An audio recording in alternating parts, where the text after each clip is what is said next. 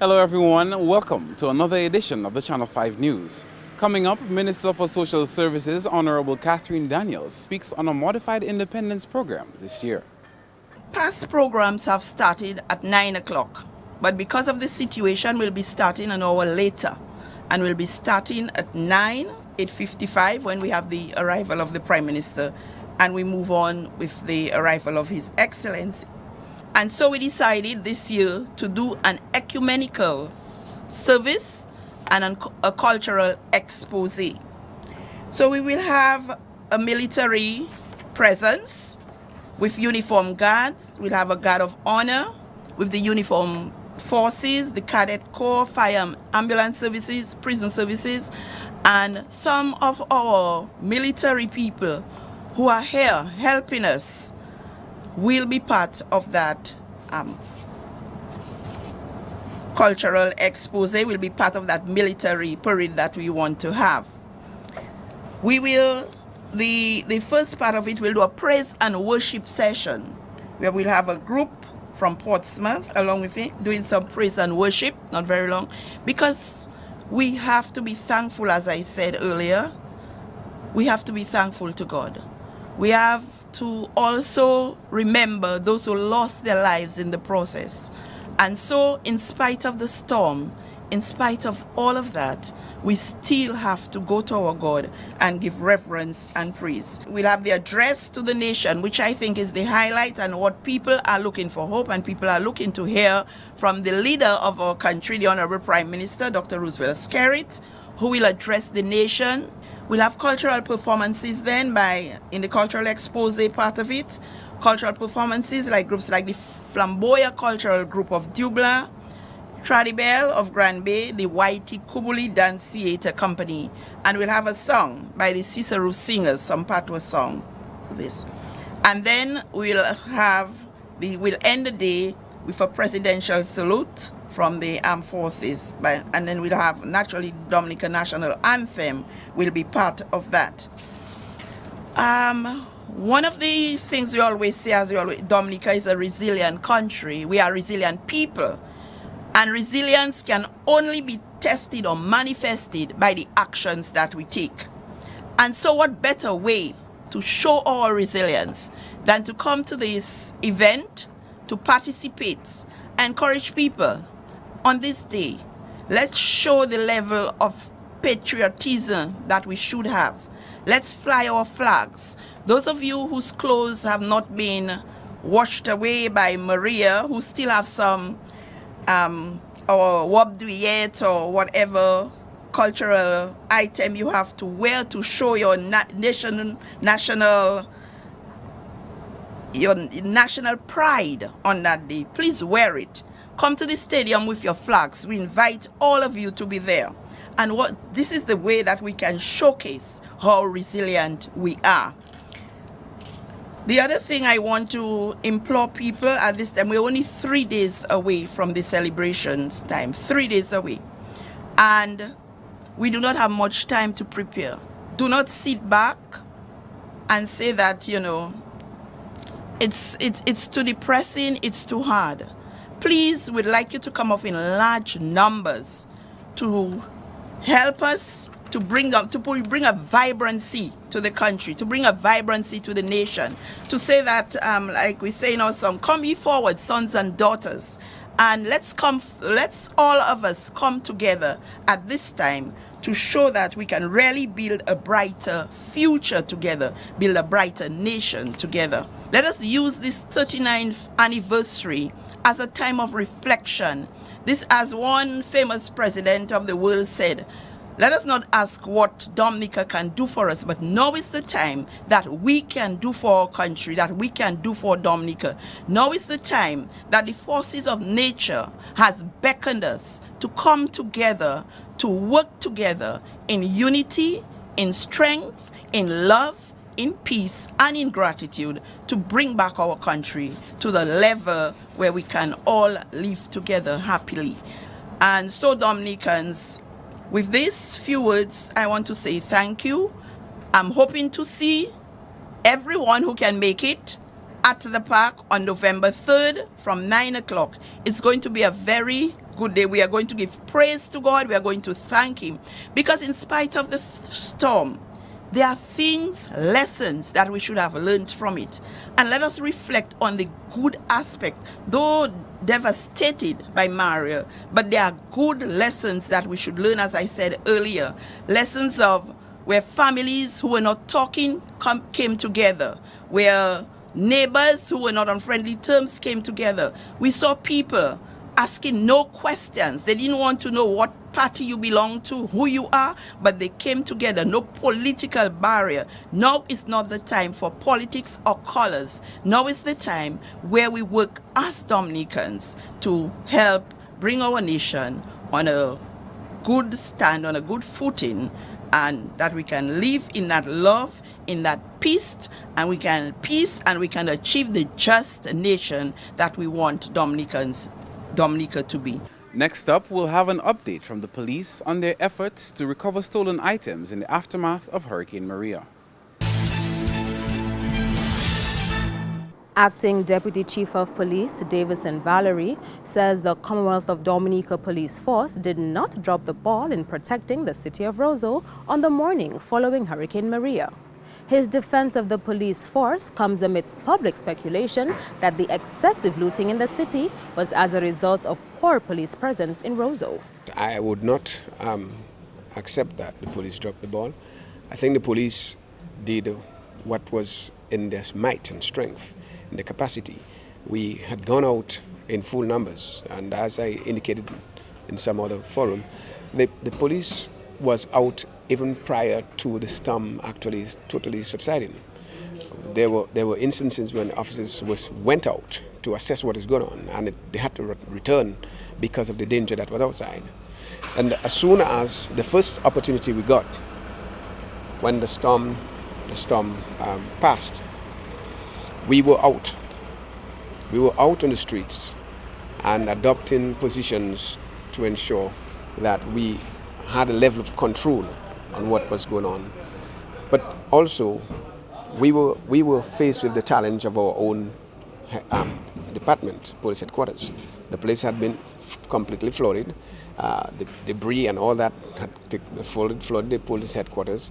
Exit from the station was in fact difficult. So, motorably, we were not able to go out. So everything had to be done by word of mouth.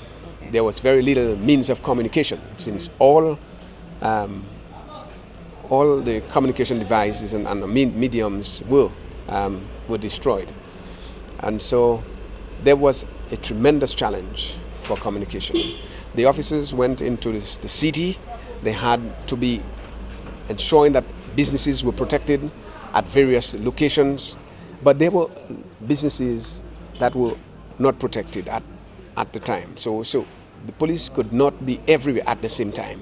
We utilized as many officers, we deployed as many officers as possible. We stopped many of the looters from entering business places. But as soon as you stopped here, they went out there, elsewhere. And so it was really difficult. Notwithstanding, we had succeeded in arresting a number of persons. We had succeeded in arresting a number of persons, and I can tell you to date, about 105 persons have been arrested for the theft and burglaries and the associated crimes that we saw after the passage of Maria. While we're on the topic of looting, I remember you having said, I think week before last, making an appeal or rather warning to those who had stolen items to return them to the police headquarters. Is it a case of it's an amnesty, there's no penalty when they do return the stolen goods, or they will be penalized for having carried out those illegal activities? No, it's not an amnesty. Okay. It's not amnesty. Because the law is clear. If by any chance you come up on some property that is not yours, you are to take the necessary measures to bring it to a station, report it to the police, hand it over to the police. So it is an offense if you keep it and treat it as your property. So the police would do necessary inquiries within at least 3 months to ensure that the owner is found. And then thereafter, consideration can be given to return it to the finder. But in the cases where persons had vandalized people's properties and had broken into properties and stole items, the police is asking persons to return those properties. It is not theirs. For that matter of fact, they are in illegal possession of those items. And therefore, they will be prosecuted for it. Short of that, the police will have to come by virtue of a search warrant to obtain the items, to claim, to take the items back. And the owners will have to come to give evidence at court in relation to the ownership. So how has that been going in terms of people returning the stolen items and the case of the police going out to retrieve the stolen items? Well, we have not seen many people coming in, but the police have been consistent at executing search warrants. And I can tell you, many items have been recovered. Many items have been taken from the hands of persons, and there will be investigations into the matter, and persons will be prosecuted for the offense. So here, the police has a mandate to go out and to recover the items that have been stolen from the various business places and to prosecute the persons who have been involved. Mr. Valerie, as we wrap up our discussion, is there any message you want to leave with our Dominican public on the efforts of the police, or even in this post-Maria phase that we are currently in? Any message to our viewers? Yes, I mean, the police has been seriously challenged. Officers have suffered loss personally. Our stations have suffered loss, and we have to cope with both situations. We have been making all necessary efforts to ensure that people are safe and they are secure. Our communities are safe and secure. I want to appeal to the public to try to cooperate with us. Try to cooperate with us, because our objective, our end state is to see Dominica safe, Dominica, the communities are safe, and that we can develop our country and bring it to a sense of normalcy and safety as much as possible. So we want to call on all our residents to work with us. We want to appeal to persons to return items stolen. We want to appeal to persons to give the police the sort of support we have on the streets. When you meet us, we do the traffic, work with us so that we can have a smooth moment of recovery in Dominica. We don't have to see the escalation of crimes. We don't have to see the wanton destruction of our communities, further destruction of our communities. We want everyone to come together so that we can bring Dominica to where it was in the past. And there we heard from the Acting Deputy Chief of Police, Mr. Davison Valerie, giving us an update on the work of the Dominica Police Force as the country recovers from the devastation caused by Hurricane Maria. This is Andrea Louis reporting for Channel 5 News. You are watching Channel 5 News. We now join Idona John Baptist for a closer look at the impact of Hurricane Maria on hotels in the Roseau area. 43 days after Hurricane Maria, the cleanup process still continues. For some hoteliers, they have not even completed cleaning up half of Maria's mess. That's the situation at Anchorage Hotel.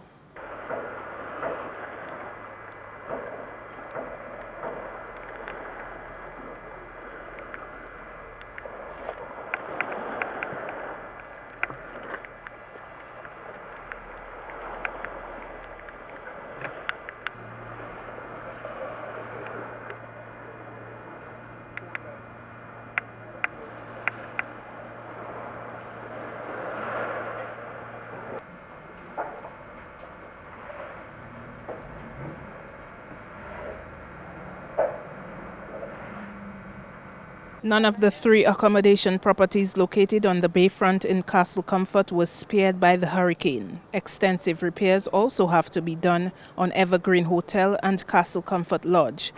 One of the most popular hotel properties in Roseau, Fort Young Hotel, is among those which was severely damaged. With me is General Manager of the Fort Young Hotel, Marvelyn James. Mrs. James, how does it look for Fort Young Hotel in terms of the recovery and rebuilding process? Okay, I want to be positive. It's going to be quite a bit of work ahead for us, but we are totally committed to rebuilding the Fort Young. Okay, what's the current status of Fort Young? I realize that you've opened up some of your rooms to relief aid workers. Right. So 42 out of 73 of our rooms were totally destroyed. And so currently we are operating 41 rooms. In an ideal situation, basically we would have closed off the hotel so we could concentrate on recovery and repairs. But we felt that it's a responsibility to provide some form of accommodation for the relief workers. So we're basically offering a minimum service to those relief workers. Discover Dominica Authority has, of course, started assessing hotel properties, and they've estimated that some hotel properties will be able to operate in the near future. How does things look for Fort Young Hotel in terms of a projection to start back business? All right. So we estimate that by the end of the year, the relief workers will basically be finishing up their business here in Dominica, and so that business will taper off. And we believe that the destination should be or will be ready to receive tourists from January. And so what we are hoping to happen is from January 15th, we will basically be ready to receive leisure and corporate guests. However, we'll basically be doing that with the 41 rooms because where we sit in the fourth section is totally not ready for guests, and we need to close off that section to do the rebuild and repairs work. But from January, we'll have certain amenities and facilities available. So, for example, like our pool, the Palaces restaurant, and so on. And so the plan is to operate the hotel from the ocean side. So the entrance will now be from the bayfront side, and all of the amenities and services will be operated from that side. And then we'll close off where you know as the main entrance, which is like the ballast bar area, marquee, vault, and the fort rooms, so we can begin construction work on that area. We expect that process to take probably 10 to 12 months. We're hoping between October and December 2018 to have the entire hotel restored to what it was prior to Maria. I noticed at the Ballast Bar, people are sitting, eating, and drinking. What's the status of that? Okay, I mean, we do offer a minimal food and beverage service. It's not what you know. It's certainly not what we did prior to Maria. But again, we have to feed the people, and so what we have done is we came up with a reduced menu that will not have too much impact on our kitchen equipment and so on, because our kitchen did get destroyed as well. And so what we did quickly is put something together so that we're able to provide meals to our guests. I do have locals wanting to come, but what we try to do now is basically offer that service to the aid and relief workers. We sometimes allow some locals to come in, and I think as the weeks go by, we'll basically be expanding on some of the services that we're offering. And so we'll basically update the public in terms of when we are ready and able to receive them. The Discover Dominica Authority is responsible for certifying all accommodation properties, and with me is Tourism Director and CEO of Discover Dominica Authority, Mr. Colin Piper. Mr. Piper, how does it look for DDA as it relates to the work you've been doing in assessing the hurricane damage? We have been looking at properties. We had 73 properties comprising of 909 rooms prior to Maria. And we've been able to look at about 65 of those properties. And pretty much half of the properties have sustained what we consider to be moderate damage, meaning that that they can operate partially now, and with some fix and repair, beginning in the next, some beginning in the next 2 to 3 months, say December, January, would start to come on stream. And a certain percentage of those would come on stream throughout the year. We think about half of those properties we have assessed are severely damaged to destroyed and would take a longer period of time to come on board, a minimum, say, of 12 months and longer. Of the 909 properties, rooms that we have right now, about 27% of those rooms are available for rent, a majority of which are being used for aid workers at this point in time. We really don't think that they'll be ready for leisure visitors until the aid workers leave. Coming out of the severe impact of Hurricane Maria, has any hotelier communicated or announced that they will be shutting down business? I think it's too soon to tell. I think we need to let the process of insurance, the assessment, the insurance process take place, and for them to realize whether they have the capital needed. I think we also need to wait for the government to indicate what it's going to do with the $15 million loan as it relates to collateral now and possibly sovereign guarantee. These sorts of things may make it easier for some hoteliers to access funds. And if it's easier for them to access funds, then they may be more willing to come back. So there's still some dialogue that has to happen right now. I have not heard of any one hotelier telling me that they're not going to come back. What we are trying to do from a DDA perspective is advocate on their behalf for what they would need, and to try to look at the needs of, while looking at the needs of the individual properties, look at it as a total industry, so that if we're to put forth a request for fiscal incentives, that we do it from an industry perspective, or at least from a sector perspective. So we look at the 9 dive shops and we say, what is it that the diving sector needs to come back, and we advocate for that. You know, we look at some of the others that are involved in certain things, and we advocate for them while advocating for the tourism industry in general as it relates to building materials and the like. The Discover Dominica Authority has assessed over 60 out of the 73 accommodation properties on its record. Idona John Baptist reporting for Channel 5 News. And 1 month after Hurricane Maria ravaged the community of Point Michelle, more human remains have been found. The body was recovered on the site where a concrete house once stood.